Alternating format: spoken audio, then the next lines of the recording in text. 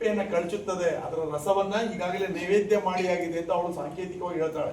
ಹಾಗಾದ್ರೆ ಬಟ್ಟೆಯನ್ನ ಬಿಚ್ಚಿ ಬಯಲನ್ನ ಉಟ್ಟು ಬೆಳಕನ್ನ ತೊಟ್ಟ ನೀನು ಈ ಕೂದಲನ್ನೇಕೆ ತೊಟ್ಟು ಬಂದೆಯವ್ವ ಅಂತ ಕೇಳ್ತಾನೆ. ನಿನ್ನ ಗಂಡನ ಹೆಸರು ಹೇಳು ಅಂತ ಕೇಳ್ತಾನೆ. ನನ್ನ ಗಂಡನ ಹೆಸರು ಚೆನ್ನಮಲ್ಲಿಕಾರ್ಜುನ ಅಂತ ಹೇಳಿದಾಗ ಒಂದು ದೊಡ್ಡ ವಾಗ್ವಾದ ಆಗುತ್ತೆ. ಎಷ್ಟು ಆತ್ಮಾನ ಸಂವಾದ ಆಗುತ್ತೆ ಅಂತಂದ್ರೆ, ಅಲ್ಲಮ್ಮ ಕೊನೆಗೆ ನೀ ನನ್ನ ತಾಯಿ, ನೀನು ನನ್ನ ಹೆತ್ತ ತಾಯಿ ಅಂತ ಬಸವಣ್ಣ ಹೇಳಿದ್ರೆ ಅವನು ನೀನು ಹಡೆದವ್ವ ಅಂತಾನೆ. ಅವರೆಲ್ಲ ಶರಣಾರ್ಥಿಯನ್ನು ಸಮರ್ಪಿಸಿ ಆಕೆಯ ಪ್ರೌಢ ಪ್ರಜ್ಞೆಗೆ ಪ್ರಾಮಾಣಿಕವಾಗಿ ಶರಣಾಗಿ ಆಕೆ ನನ್ನ ಅಕ್ಕ ಅಂತ ಬಾಯಿ ತುಂಬ ಕರೆದು ಅಲ್ಲಿ ದೊಡ್ಡ ಗೌರವ ಮತ್ತು ದೊಡ್ಡ ಘನತೆಯೊಂದಿಗೆ ಅವಳನ್ನ ಪ್ರತಿಷ್ಠಾಪಿಸಿಕೊಳ್ತಾರೆ ತಮ್ಮ ಜೊತೆಗೆ. ಅಲ್ಲಮ್ಮ ಅರಿವಿನ ಮಹಾಸಾಗರ, ಆತನಷ್ಟು ಅರಿವು ಯಾರಿಗೂ ಇಲ್ಲ. ಅವನ ಬಗ್ಗೆ ಹೇಳ್ಬೇಕು ಅಂತಂದ್ರೆ ನಮಗೂ ನಿಮಗೂ ಸುಲಭವಾಗಿ ಅರ್ಥವಾಗದವನು ಅಲ್ಲಮ್ಮ. ಕಬ್ಬಿಣದ ಕಡಲೆ, ಅವನು ಉಕ್ಕಿನ ಕಡಲೆ, ಕಬ್ಬಿಣದ ಕಡಲೆ ಅಂತ ಉಕ್ಕಿನ ಕಡಲೆ ಅಥವಾ ವಜ್ರ ಕಟೋರಿ ಅವನು.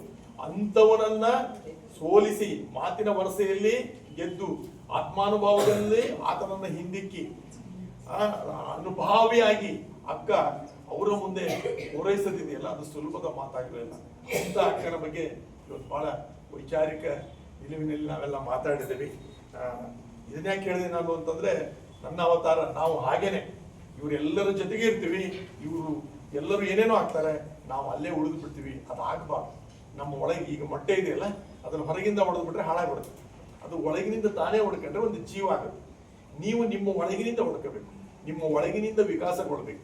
ಹಾಗಾದಾಗ ಮಾತ್ರ ನೋಡಿ, ಈ ಒಂದೊಂದು ವಚನ ನಮ್ಮ ಸೆಕ್ರೆಟರಿ ಹೇಳ್ತಾ ಇದ್ರು, ಒಂದೊಂದು ವಚನವನ್ನ ನಿಮ್ಮ ಬದುಕಿಗೆ ಅರ್ಥೈಸಿಕೊಂಡು ಅಳವಡಿಸಿಕೊಂಡ್ರೆ ಸಾಕು ಅಂತ. ಇಲ್ಲೇ ಒಂದು ವಚನ ಇದೆ, ಮಾಡಿ ಮಾಡಿ ಕೆಟ್ಟರೋ ಮನವಿಲ್ಲದೆ, ನೀಡಿ ನೀಡಿ ಕೆಟ್ಟರೋ ನಿಜವಿಲ್ಲದೆ, ಮಾಡುವ ನೀಡುವ ನಿಜಗುಣ ಉಳ್ಳಡೆ ಕೂಡಿಕೊಂಬ ನಮ್ಮ ಕೂಡಲ ಸಂಗಮ ದೇವ. ಬಹಳ ಜನ ಮಾಡ್ತಾರೆ, ಮಾಡಿ ಮಾಡಿ ಕೆಟ್ಟೋಗ್ತಾರೆ. ಬಹಳ ಜನ ಕೂಡ್ತಾರೆ, ಕೂಡಿ ಕೂಡಿ ಕೆಟ್ಟೋಗ್ತಾರೆ. ಯಾಕೆಂದ್ರೆ ಅವ್ರಿಗೆ ಮಾಡುವ ಮನ ಇರೋದಿಲ್ಲ, ತೋರ್ಗಾಣಿಕೆಯಾಗಿ ಮಾಡ್ತಾ ಇರ್ತಾರೆ. ನೀಡುವ ಗುಣ ಇರೋದಿಲ್ಲ, ತೋರ್ಗಾಣಿಕೆಯಾಗಿ ನೀಡ್ತಾ ಇರ್ತಾರೆ. ಯಾರೋ ಪೇಪರ್ ಇರಿದ್ದಾರೆ, ಪತ್ರಿಕೆಯವರು ಇದ್ದಾರೆ, ಸಮಾಜಕ್ಕೆ ಒಳ್ಳೆ ನನ್ನ ಬಗ್ಗೆ ಬಿಲ್ಡಪ್ ಕೊಡಬೇಕು, ಹೀಗೆ ಹಾಗೆ ಮಾಡ್ತಿರ್ತಾರೆ. ಮಾಡುವ ನೀಡುವ ನಿಜ ಗುಣ ಉಳ್ಳೊಡೆ ಅವಾಗ ಕೂಡಿಕೊಂಬ ನಮ್ಮ ಕೂಡಲ ಸಂಗಮ ದೇವ. ನೀವೇ ಬರೆದಂತ ಸೂಕ್ತಿ, ಶುಭಾಶಯದೊಂದಿಗೆ ಇವತ್ತು ಇಲ್ಲೇ ಬರೆದಿದ್ದೀವಿ ನೋಡಿ. ಹೀಗೆ ಇದ್ದು ಬಿಟ್ರೆ ಸಾಕು, ನಿಮ್ಮ ಪರಮಾತ್ಮನಿಗೆ ನಿಮ್ಮ ಪ್ರಾಮಾಣಿಕ ನಡೆ, ನುಡಿ, ಪರಿಶ್ರಮ. ನೆನ್ಪಿಟ್ಕೊಳ್ಳಿ ಮಕ್ಕಳ, ನಿಮ್ಮ ಈ ಬೆವರಿದೆಯಲ್ಲ, ಅದು ಅತ್ಯಂತ ಶ್ರೇಷ್ಠವಾದ ಅಭಿಷೇಕ ಜಲ. ಪರಮಾತ್ಮ ಪ್ರಾಮಾಣಿಕರ ಪರ, ಪರಮಾತ್ಮ ಪರಿಶ್ರಮಿಗಳ ಪರ, ಪರಮಾತ್ಮ ಪರಿಶ್ರಮಿಸುವವರ ಪರ. ಪರಿಶ್ರಮಿಸುವವರ, ಪ್ರಯತ್ನಿಸುವವರ, ಪ್ರಾಮಾಣಿಕರ ಪಾರ್ಟ್ನರ್ ಆಗಿ ಅಂದ್ರೆ ಪಾಲುದಾರನಾಗಿ ಪರಮಾತ್ಮ ಬರ್ತಾನೆ. ಅವನೇ ಪಾಲುದಾರನಾಗಿ ಬಂದ ಮೇಲೆ ನಮ್ಮ ಈ ಬದುಕೆಂಬ ಬಿಸಿನೆಸ್ ನಲ್ಲಿ ಸೋಲು ಗೆಲುವು ಇರ್ತದ, ಯಾವಾಗಲೂ ಉತ್ತರೋತ್ತರ ಉತ್ಕೃಷ್ಟವಾದ ಅಭಿವೃದ್ಧಿ ಆಗ್ತಾನೆ ಇರ್ತದೆ. ಅಂತ ಅಭಿವೃದ್ಧಿಗೆ ನಾವು ಪಾತ್ರರಾಗಬೇಕಾದ್ರೆ ಪರಮಾತ್ಮನನ್ನ ನಮ್ಮ ಪಾರ್ಟ್ನರ್ ಆಗಿ ನಾವು ಪರಿಭಾವಿಸಿ ಅವನೇ ಪರಮಾತ್ಮನೇ ಸ್ವತಃ ಬರುವ ಹಾಗೆ ಮಾಡ್ಕೋಬೇಕು ಅಂತಂದ್ರೆ ನಮ್ಮಲ್ಲಿ ಪರಿಶುದ್ಧವಾದ ಭಾವ, ಪರಿಶುದ್ಧವಾದಂತ ಜೀವ ಮತ್ತು ಇವು ಎರಡರ ಜೊತೆಗೆ ಪ್ರಾಮಾಣಿಕವಾದ ನಡೆ ಮತ್ತು ನುಡಿ. ನಾನು ಒಲಿದಂತೆ ಹಾಡುವೆ ಕೂಡಲ ಸಂಗಮ ದೇವ ನಿಮಗೆ ಕೇಳಿಲ್ಲವಾಗಿ. ಹೌದಾನೆ? ಇನ್ನೊಬ್ರು ಯಾರೋ ಉಲ್ಲೇಖಿಸ್ತಾ ಇದ್ರಿ, ಇವನಾರವ ಎಂದೆನಿಸದಿರಯ್ಯ, ಇವನಮ್ಮವ ಎಂದೆನಿಸಯ್ಯ, ಕೂಡಲ ಸಂಗಮ ದೇವ ನಿಮ್ಮ ಮನೆ ಮಗನೆಂದೆನಿಸು. ನಾವೆಲ್ಲ ಕೂಡಲ ಸಂಗಮನ ಮನೆಯ ಮಕ್ಕಳಾಗೋಣ. ನಮ್ಮಲ್ಲಿ ಯಾವ ಈ ಲಿಂಗ ಭೇದ ಇರ್ಬೋದು, ಜಾತಿ ಭೇದ ಇರ್ಬೋದು. ಇನ್ನೊಂದು ಮಗು ಹೇಳ್ತಾ ಇತ್ತು, ಕನಕನನ್ನ ನಾವು ತೆಗೆದುಕೊಂಡು ಹೋಗಿ ಗುರುವರನ್ನಾಗಿ ಮಾಡಾಯ್ತು, ಬಸವಣ್ಣನನ್ನ ತೆಗೆದುಕೊಂಡು ಲಿಂಗಾಯತರನ್ನಾಗಿ ಮಾಡಾಯ್ತು, ಸರ್ವಜ್ಞರನ್ನ ಕರ್ಕೊಂಡು ಇತ್ತೀಚೆಗೆ ಕುಂಬಾರನ್ನು ಮಾಡಿಬಿಟ್ಟಿದ್ದಾರೆ. ಬಹಳ ದೌರ್ಭಾಗ್ಯ. ನಾನು ಸರ್ವಜ್ಞ ಪ್ರತಿಷ್ಠಾನದ ಅಧ್ಯಕ್ಷ, ಅಖಿಲ ಭಾರತ ಸರ್ವಜ್ಞ ಪ್ರತಿಷ್ಠಾನದ ಅಧ್ಯಕ್ಷ.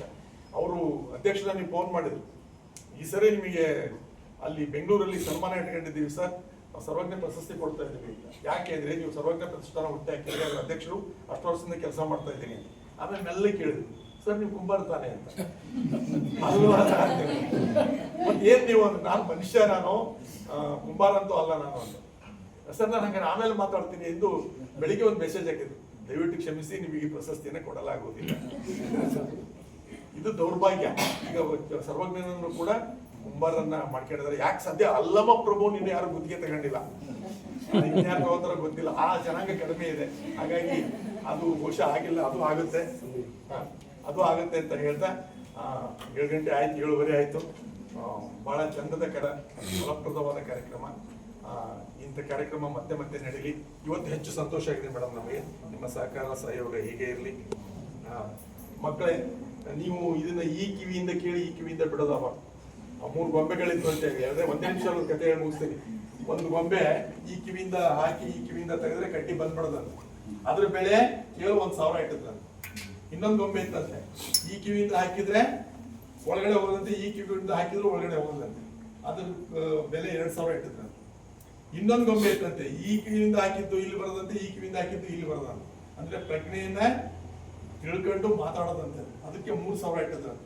ಇವೆಲ್ಲ 3,000 ರೂಪಾಯಿ ಗೊಂಬೆ ಆಗ್ರಿ. ಈ ಕಿವಿ ಕೇಳಿ ಈ ಕಿವಿ ಬಿಡೋ ಗೊಂಬೆಗಳಾಗ್ಬೇಡ್ರಿ. ಇಲ್ಲಿಂದ ಹಾಕಿದ್ದು ಇಲ್ಲಿಗೆ, ಇಲ್ಲಿಂದ ಹಾಕಿದ್ದು ಇಲ್ಲಿಗೆ ಬರಂಗಲ್ಲ.